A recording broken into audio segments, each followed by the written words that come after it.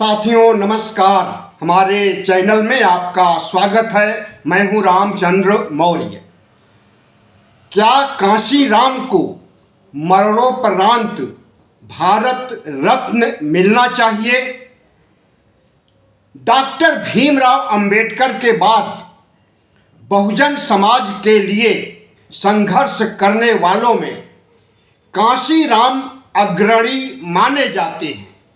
उन्होंने बामसेफ की स्थापना किया 1973 में और 1984 में 14 अप्रैल को बहुजन समाज पार्टी की स्थापना किया और दलित ओबीसी बहुजन समाज के हित में जितनी लड़ाई उन्होंने लड़ी है, हमें लगता है कि बाबा साहब अंबेडकर के बाद ऐसा कोई भी शख्स नहीं हुआ है।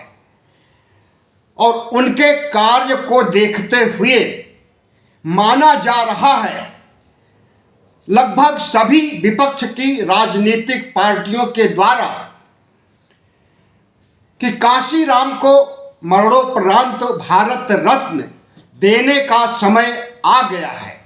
कांग्रेस पार्टी से राहुल गांधी ने 15 मार्च 2026 को कांशीराम के जन्म दिवस पर प्रधानमंत्री नरेंद्र मोदी को औपचारिक पत्र लिखा और उसमें मांग किया कि कांशीराम को मरणोपरांत भारत रत्न दिया जाना चाहिए। इस सम्मान के वह हकदार हैं। इसी तरह से समाजवादी पार्टी के प्रमुख अखिलेश यादव ने भी राहुल गांधी की बात का समर्थन किया और उन्होंने भी मांग किया सोशल मीडिया पर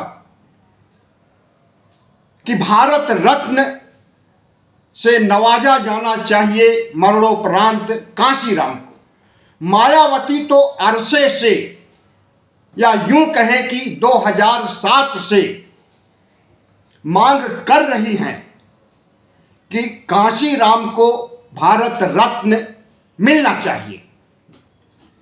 इसी तरह से लोक जनशक्ति पार्टी और तमाम और पार्टियां भी मांग उठा रही हैं। जन स्वराज पार्टी के प्रमुख प्रशांत किशोर ने भी आवाज बुलंद की है कि कांशीराम को यह सम्मान मिलना चाहिए।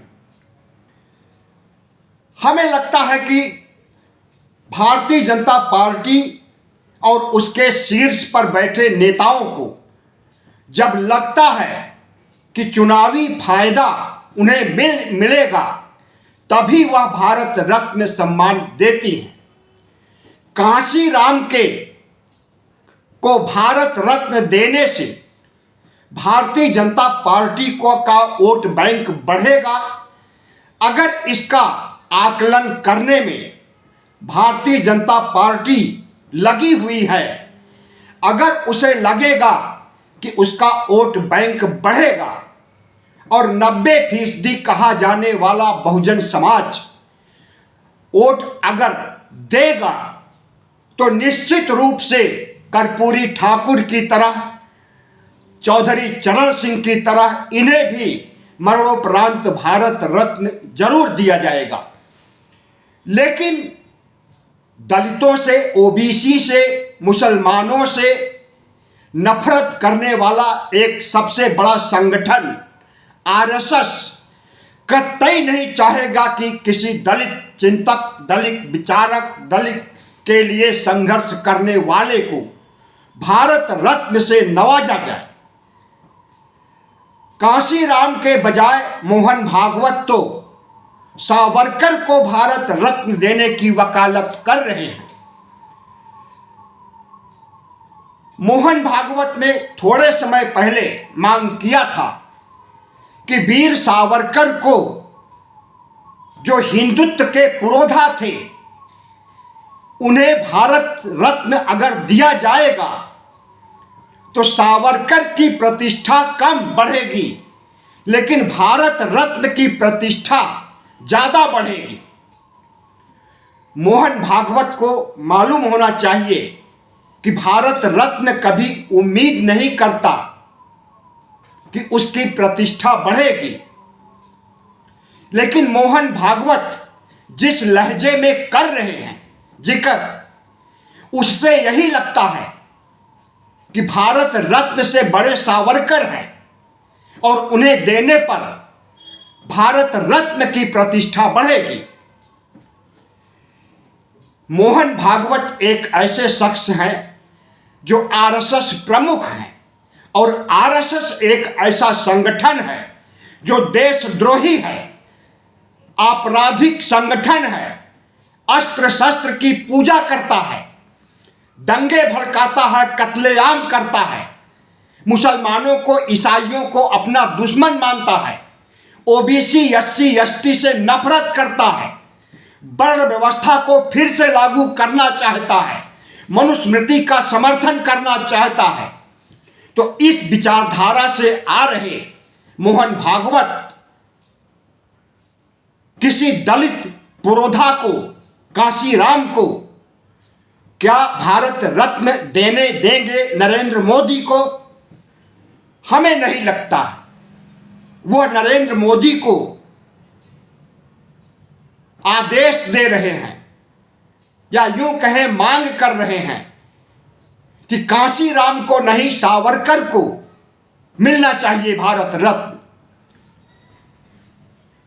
आपको मालूम होना चाहिए कि अटल बिहारी वाजपेयी ने भी सावरकर की वकालत करते हुए तत्कालीन राष्ट्रपति के आर नारायणन के पास रिक्वेस्ट भेजा था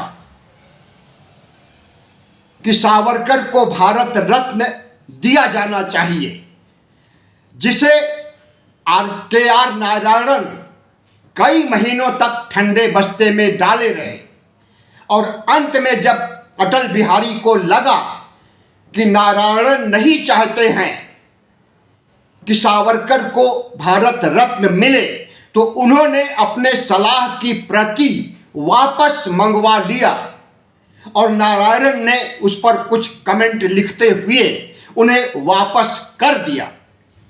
सावरकर एक ऐसा व्यक्ति है जो हिंदू राष्ट्र की मांग करने वाला पहला व्यक्ति है, भारत के टुकड़े टुकड़े करने की मांग करने वाला, यानी द्विराष्ट्रवाद का समर्थन करने वाला पहला व्यक्ति है। अंग्रेजों के साथ मिल करके भारत के साथ गद्दारी करने वाला पहला शख्स है। अंग्रेजों से माफी मांग करके जेल से मुक्ति पाने वाला विवादास्पद व्यक्ति है, और ऐसे व्यक्ति को क्या भारत रत्न दिया जाएगा तो भारत रत्न की प्रतिष्ठा बढ़ेगी?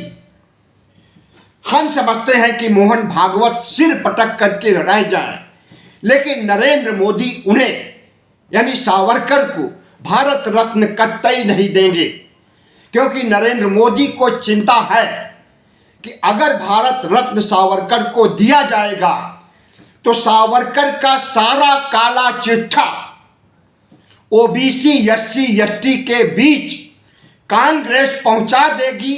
सावरकर ही नहीं, मोहन भागवत, हिंदू महासभा, आरएसएस तक को खलनायक साबित कर देगी। इसलिए नरेंद्र मोदी सावरकर को भारत रत्न नहीं देंगे। और दूसरी वजह, सावरकर को भारत रत्न देने से 15% ब्राह्मण, क्षत्रिय और बनिया में से कुछ ही लोग जो कट्टर हिंदू अपने को मानते हैं वही वोट देंगे नरेंद्र मोदी को। बाकी 85% बहुजन समाज के लोग नरेंद्र मोदी से नाराज हो जाएंगे, और जिस तरह से संविधान के मुद्दे पर प्रधानमंत्री को वोट नहीं दिया और उनकी बैसाखियों की सरकार बनानी पड़ी, तो भारत रत्न के मुद्दे पर ओबीसी एससी एसटी अपना समर्थन वापस ले लेंगे नरेंद्र मोदी से, और 15% सवर्णों से नरेंद्र मोदी की सरकार नहीं बन सकती है। नरेंद्र मोदी भारत रत्न देते नहीं हैं, बल्कि वोट बैंक बढ़ाने की जुगत करते हैं। वोट बैंक बनाने का हथियार भारत रत्न को मानते हैं। चुनाव जीवी प्रधानमंत्री जो 24 घंटे चुनाव जीतने की फितरत उनके दिमाग में चलती रहती है, उसमें भारत रत्न भी शामिल है।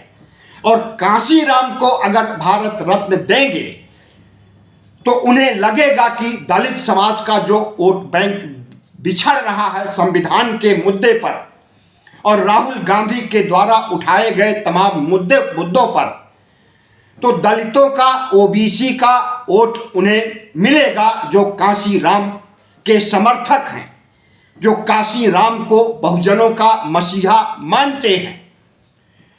तो हमें लगता है कि चौधरी चरण सिंह की तरह चौधरी चरण सिंह को 9 फरवरी 2024 को भारत रत्न दिया गया। उसके तुरंत बाद चुनाव था, लोकसभा चुनाव, और जयंत चौधरी जो चरण सिंह के पोते हैं, उन्हें भी भारत रत्न दे करके एनडीए में शामिल कर लिया गया था। कर्पूरी ठाकुर को 23 जनवरी 2024 को भारत रत्न दिया गया। नरेंद्र मोदी को पता था कि 2024 में लोकसभा चुनाव और 2025 में बिहार विधानसभा का चुनाव जीतने में आसानी हो जाएगी। ओबीसी का एक बड़ा वोट बैंक उनका खड़ा हो जाएगा कर्पूरी ठाकुर को भारत रत्न देने से। इसी तरह से अगर वो गणित लगाएंगे कि कांशीराम को भारत रत्न देने पर कितना फायदा होगा, तो वह निश्चित रूप से भारत रत्न देंगे मान्यवर कांशीराम को। लेकिन अभी भारतीय जनता पार्टी खामोश है। खामोश इसलिए है कि यह मांग राहुल गांधी ने उठाया है, अखिलेश यादव, मायावती और जनशक्ति पार्टी, जनसुराज पार्टी ने उठाया है। भारतीय जनता पार्टी ने यह मांग नहीं उठाई है। हमें लगता है कि तमाम सामाजिक संगठन भी मांग कर रहे हैं, जिसकी चर्चा सोशल मीडिया पर हो रही है। बैकवर्ड दलित माइनॉरिटी फोरम ने भी बहुत दृढ़ता के साथ मांग किया है कि मान्यवर कांशीराम को भारत रत्न मिलना चाहिए। प्रधानमंत्री नरेंद्र मोदी मोहन भागवत की चिंता नहीं करेंगे। हमें लगता है कि उत्तर प्रदेश विधानसभा के चुनाव से पहले, यानी 1 साल के अंदर, मार्च 2027 में उत्तर प्रदेश में चुनाव होंगे। 1 साल रह गया है।